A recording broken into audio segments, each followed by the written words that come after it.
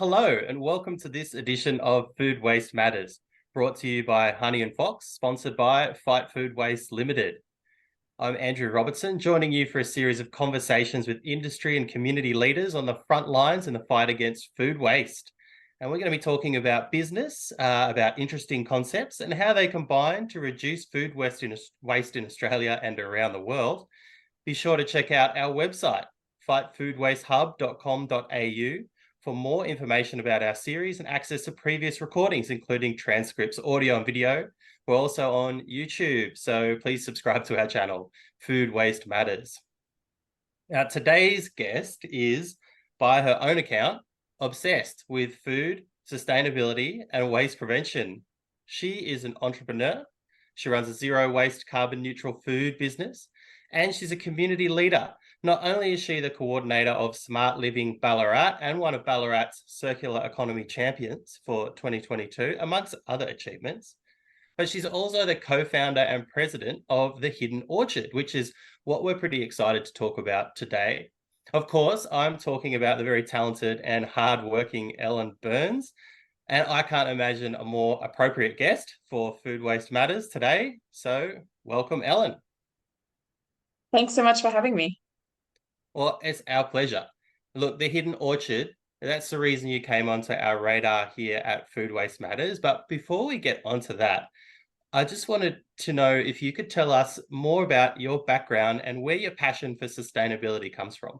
Sure thing. Well, I've kind of been passionate about sustainability my whole life. I grew up with, parents that were very eco-conscious.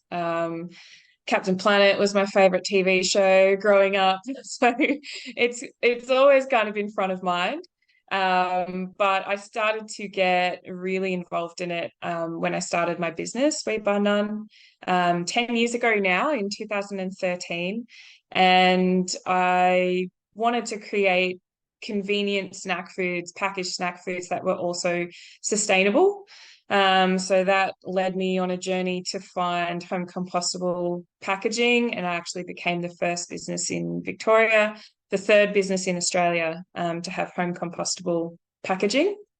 And yeah, that was kind of really when things kicked up a notch, and I got really involved kind of in the broader industry of waste and packaging and sustainable business and that kind of thing. And I've unwittingly become a bit of an expert and a bit of a guru in that space without meaning to, just by trying to make my business as sustainable as possible. Yeah, this is something that we've talked to a lot of small businesses about, is how to embody those sustainability values that you've just mentioned while also striving for sort of the financial success that every business owner needs. Can you tell us about your experience in balancing those two priorities? Yeah, it is difficult. I started the business very small. It's always just been me in the business. So when I started, I was hand making everything, and I was wrapping everything in baking paper, gluing baking paper together, trying to be sustainable. But obviously that wasn't something that could go on forever. It was very time consuming, and it didn't really keep the products fresh. They tended to dry out and that kind of thing. So I moved to using a recyclable plastic pouch. But it was quite confronting, even though I was working in really small quantities. You're still getting a box of plastic literally delivered to your door. And it's really hard to separate yourself from that and not feel responsible for it. I think that's why small businesses, I've found, tend to be the most sustainable businesses, because you're solely responsible for what you're putting out into the world. You're not able to kind of separate yourself through different, chains of command and go, oh, well, that's what the board needs, or that's what the shareholders are looking for. The lowest price, the biggest profit margin. When you're a small business, you can make those more kind of ethically driven decisions and go, well, it's just me, that it depends on the profit. It's just me that's benefiting financially or not. So you can make probably those more sustainable decisions without having to justify it to a board or shareholders or other business partners and that kind of thing. That's really interesting. And I think it's also an important message for other small business owners out there, that, the power really is in their hands. To quote Captain Planet, the power is yours. Is that what he says? Yeah. To make those decisions and really champion sustainability and food waste reduction. So it's great to hear about your efforts in as a business owner to make those changes. But let's talk now about some of your community initiatives. And in particular, I mentioned the Hidden Orchard. On this series, we've looked at lots of different initiatives centered around the idea of food rescue. So typically waste streams targeted from maybe at the farm level or factories or of course the retail level as well. But Hidden Orchard has a different approach. Can you tell us a bit more about the problem you're solving with your model and where this idea came from? The Hidden Orchard came out of a Ballarat local food forum that was held in 2017, just organised by a local resident that is really passionate about food. And it was an interesting day because we had representatives from agriculture, from big business, small farmers, just residents from Ballarat that were just kind of interested in things. And we had a series of kind of lightning talks in the morning and then broke up into small groups in the afternoon, to kind of form action groups and make things happen. So in the morning, one of the people that we heard from was the president of Growing Abundance in Castlemaine, which is the group that we kind of modelled ourselves after. We just heard it's a very simple concept, rescuing fruit that's not being used from public land and people's backyards and redistributing it to the community. It's such a simple concept that we thought that could definitely work in Ballarat. Ballarat's a very old city. It's got a lot of very old and established fruit trees everywhere, and a lot of them are either on land, maybe renters that aren't interested or don't know anything about the fruit, or the other really common one is elderly people that are no longer physically able to harvest their own fruit.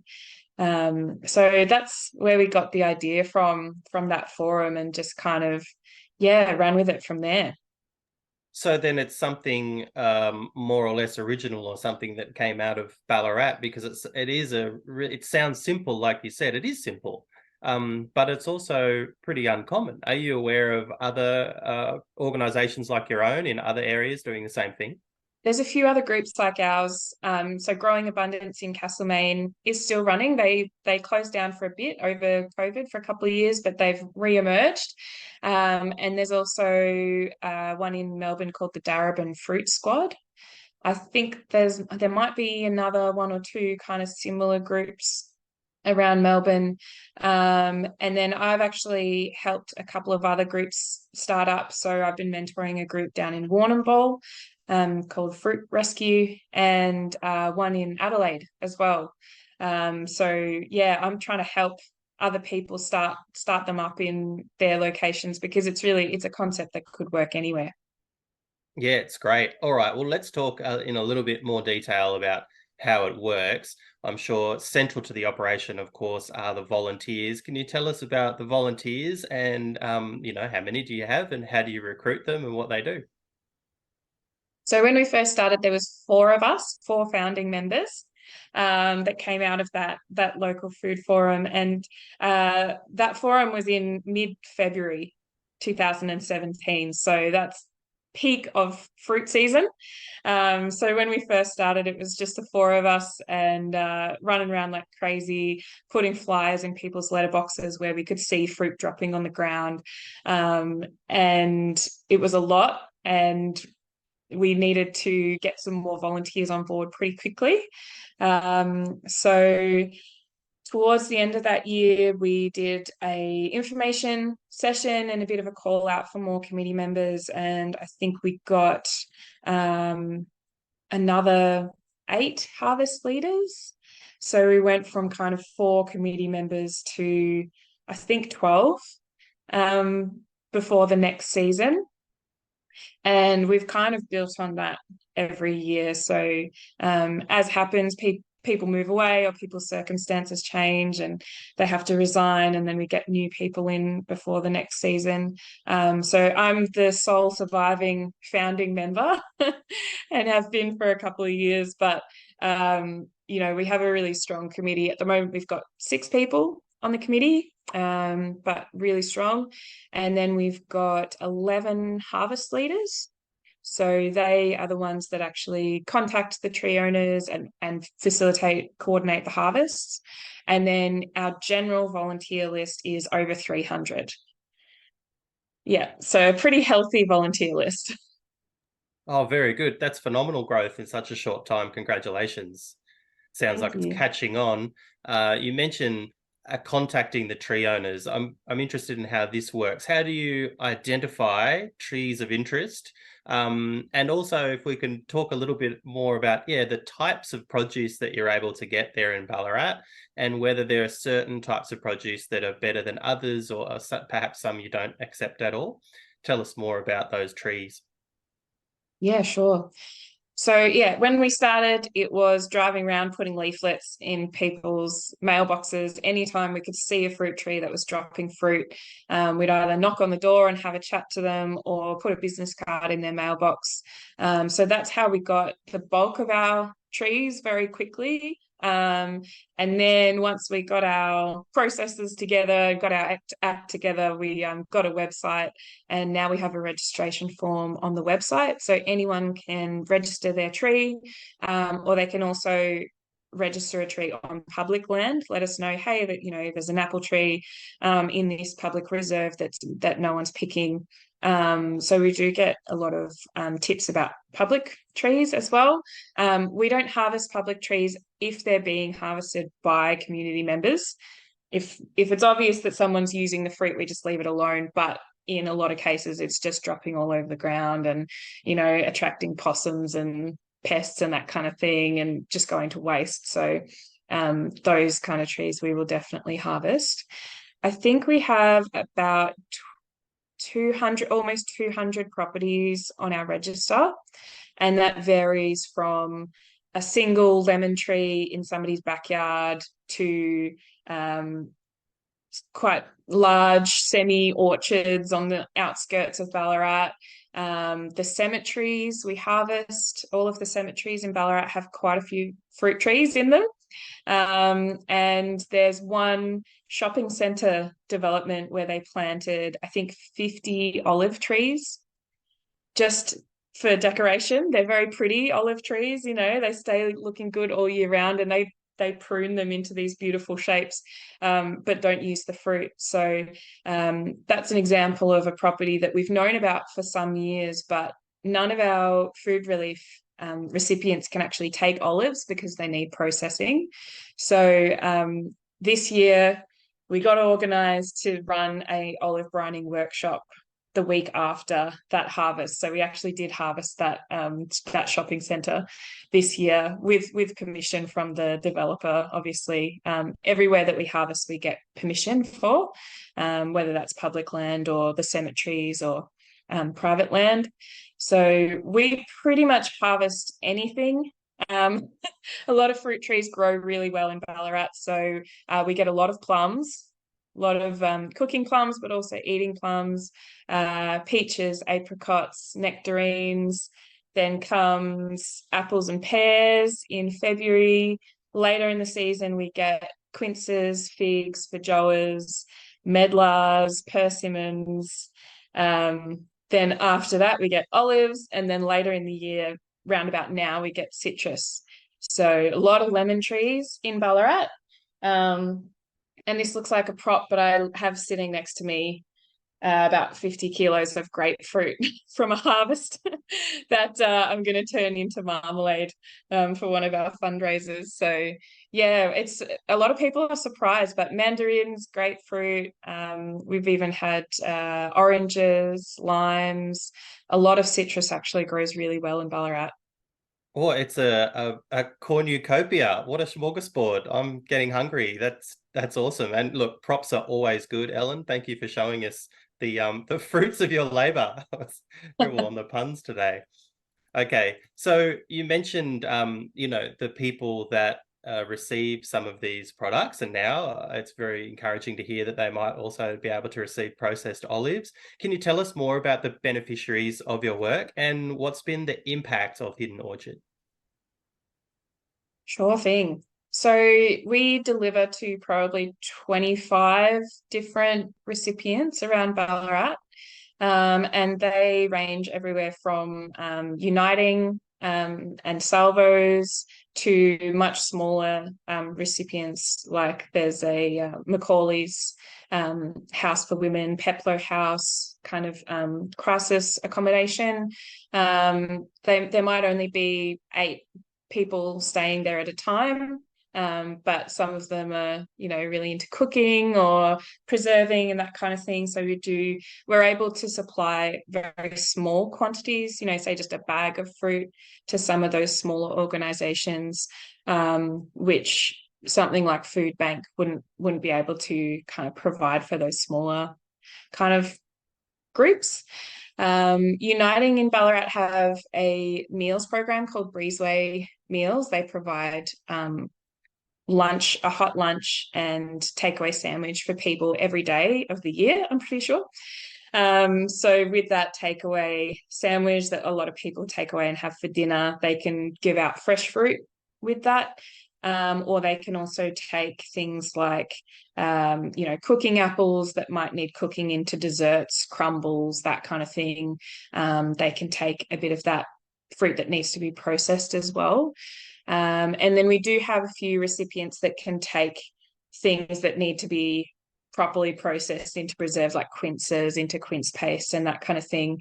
There's a group in Sebastopol called Our Kitchen that do kind of cooking and hospitality skills classes. So we can take things like quinces to them and they can process it into paste. Whereas somebody like Uniting, they can't really take quinces or lemons because you can't give those out fresh for people and you can't really cook it into a dessert easily. So there's quite a few different requirements that our recipients have. So we have a full register that the harvest leaders get access to that has all of our recipients, their contact details, but also what type of fruit they can receive as well. So after a harvest, the harvest leader can go down and have a look and go, okay, where can I take this stuff? And often we might be getting a few 100 kilos of fruit at a time. So we might be splitting it each harvest between 4 or 5 different recipients.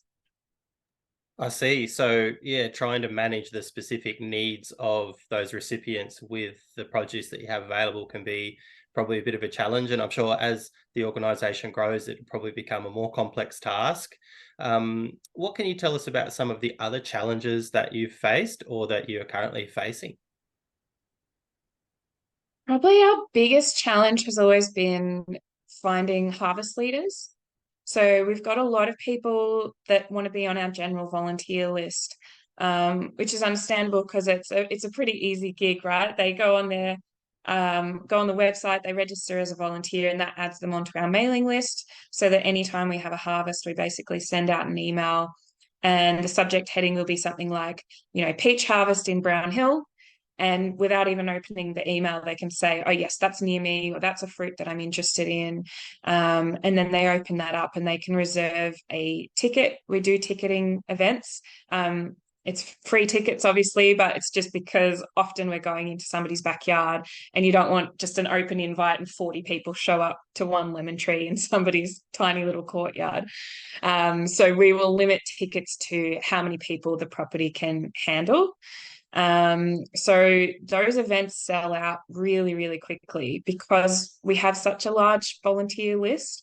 Every time we put up harvest, the tickets might be gone within a couple of hours. So we actually need more people that are willing to step up into that leadership or coordination role to be a harvest leader so that we can run more harvests, because we've got the volunteer base to actually do the harvest, but it's just that getting people to step up into that level above. And And we try and make it really easy for people. We provide the equipment, we provide the training, but it is a fairly it's a role that has a few different steps. So for every harvest leader, we give them a list of trees in their area. So we split Ballarat into several smaller areas to make it a bit more manageable for people. And usually it's where they live or around where they live, and they'll be going back to the same properties, meeting the same people year on year, so that they can get that relationship with those people and build that kind of community. But it means, contacting those tree owners, which can sometimes be difficult. As I said, we've got a few elderly people on the list. So some of them don't even have email, or they don't have Facebook. You actually have to either call them on the phone, or if you can't get through to them, because nowadays with everyone getting all these spam calls, no one picks up their phone anymore. So it can mean actually physically going to their house and knocking on the door and saying, hey, just checking in, do you need your tree harvested this year? And then sometimes it was a renter and they've moved away, or the homeowners sold the house and somebody else has moved in, or they've cut the fruit tree down, or that kind of thing. So there's all of those kind of changes and challenges that we have to kind of keep on top of every season. And then the harvest leader then obviously coordinates with the tree owner of, okay, when's a good day, or when's the fruit ripe? And depending on the weather, sometimes fruit can ripen really quickly. And it's like, oh, okay, quickly, we need it, we need to harvest this in 2 or 3 days before the birds get it, or before it drops, or that kind of thing.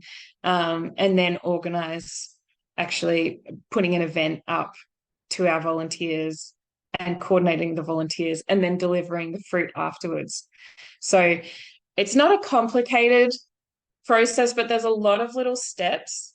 And so getting people to actually step into that role, there's a little barrier there where it's very easy and nice to be a general volunteer, and stepping up into the leadership role is just that little bit more complicated. But that's really where our bottleneck is, because without more harvest leaders, we haven't really been actively trying to add trees to the register. So, 200 properties might seem like a lot, but it's really just scratching the surface. In Ballarat, there's probably thousands of properties that we could be harvesting, but without that solid base of harvest leaders, we haven't really been actively pursuing, trees since that first year. We haven't been going around and putting business cards in letterboxes and that kind of thing. We've just been letting people trickle in as they register their trees on the website. So yeah, that's probably our biggest challenge, actually, is finding harvest leaders. Well, it sounds like there's never a dull moment as a harvest leader. The ability to think quickly on your feet, given those short, ripening periods and harvest windows that you mentioned. If we have any subscribers out there who are in Ballarat watching this and they haven't already heard about the Hidden Orchard, although I suspect they probably have, please go to the website. It's hiddenorchard.org and register as a harvest leader. But I'm sure you'd also be welcome to register yourself as an everyday harvest volunteer as well. Ellen, thank you very much for coming on and sharing your insights about this fascinating concept. No worries at all. Thanks so much for having me. Oh, you're most welcome. And thank you to our subscribers for tuning in today. This is also our last episode in this series of the Food Waste Matters series. So thanks again for watching the episodes. You're still welcome to come and sign up at the hub, which is fightfoodwastehub.com.au, for notifications of new information, and hopefully we'll be back again next year. But until then, everybody, keep up the fight.